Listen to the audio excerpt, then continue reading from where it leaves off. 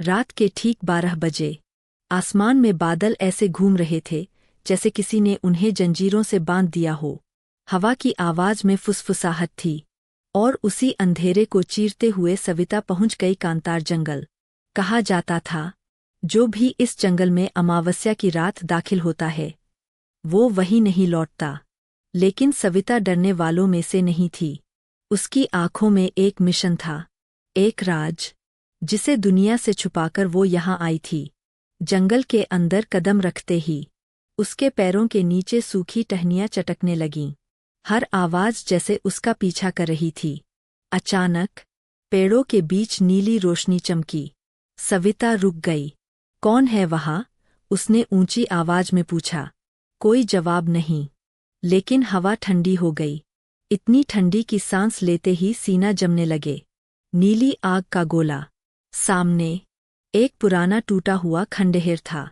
दीवारों पर अजीब निशान बने थे, जैसे किसी ने खून नहीं बल्कि नीली आग से लिखे हों।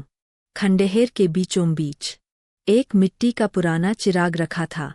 सविता ने जैसे ही उसे छुआ, धड़ाम, जमीन हिल गई। चिराग से धुएं का गुबार निकला और उस धुएं से बना एक विशाल साया। उसकी आंखें अंगारों जैसी चमक रही थीं। आवाज गूंजी, कौन है जिसने मुझे जगाया? सविता का दिल तेजी से धड़क रहा था, पर उसने खुद को संभाला। मैं सविता हूँ और मैं तुम्हें आजाद करने आई हूँ। साया हंसा, ऐसी हंसी जो इंसानी नहीं थी। मुझे आजाद? मैं तो सदियों से आजाद हूँ। बस लोग समझ नहीं पाते कि असली कैदी कौन है। धुएं का वो साया अब साफ दिख रहा था। वो एक जिन था, जिन की नज़र। जिन ने सविता को घूरा। उसकी आंखें सीधे सविता की आत्मा में उतर रही थीं।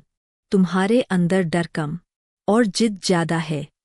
तुम्हें पता है ये जंगल किसका है? सविता ने जवाब दिया, अब ये मेरा है। जिन मुस्कुराया, गलत जवाब। और अगले ही पल जंगल गायब हो गया। सविता खुद को एक अजीब दुनिया में खड़ी पाती है। चारों तरफ हवा में तैरते पत्थर, नीचे गहरी खाई और आसमान लाल। ये क्या है? उसने घबराकर पूछा। ये मेरा संसार है, जिन बोला, और अब तुम मेरी हो, बस मैं करना। जिन ने हाथ उठाया, उसकी उंगलियों से नीली बिजली निकली। वो बिजली सविता के चारों ओर घूमने लगी। सविता को लगा जैसे कोई उसकी सोच पर रहा हो। उसकी यादें, उसका अतीत, उसका राज, सब जिन के सामने खुलने लगा। तुम यहाँ बदला लेने आई हो। तुम्हें उस रात का सच चाहिए। सविता चौंक गई। तुम्हें कैसे पता? जिन हंसा।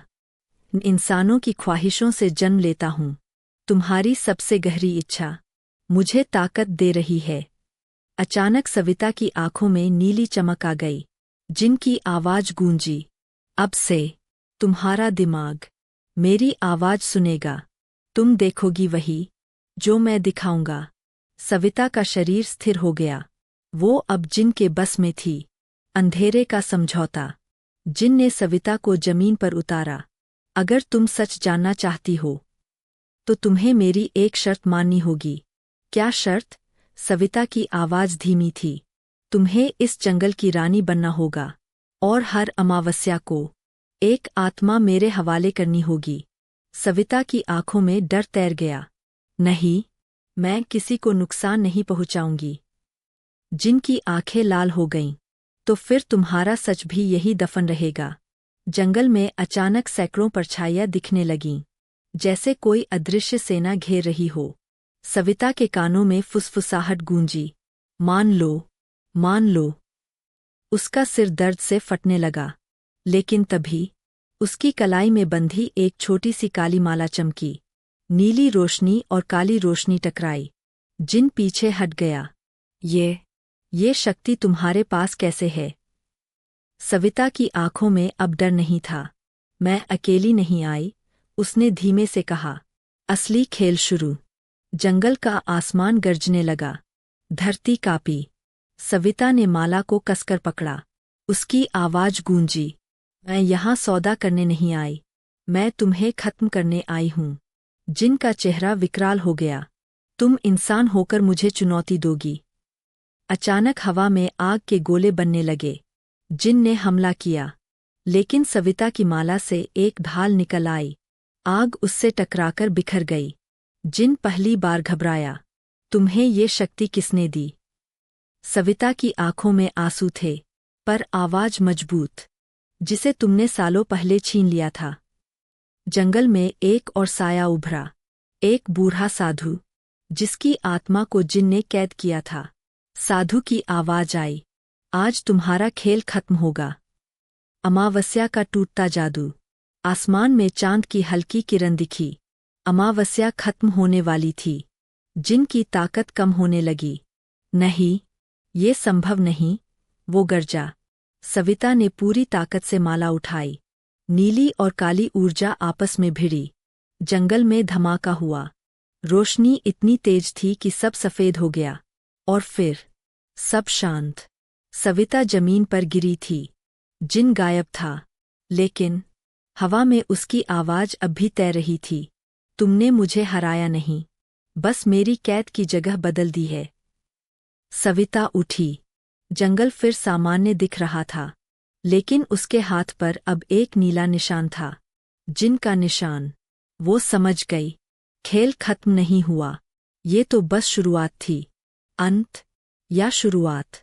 सविता जंगल से बाहर निकल रही थी, लेकिन पीछे से फुसफुसाहट आई, अगली अमावस्या मैं वापस आऊंगा।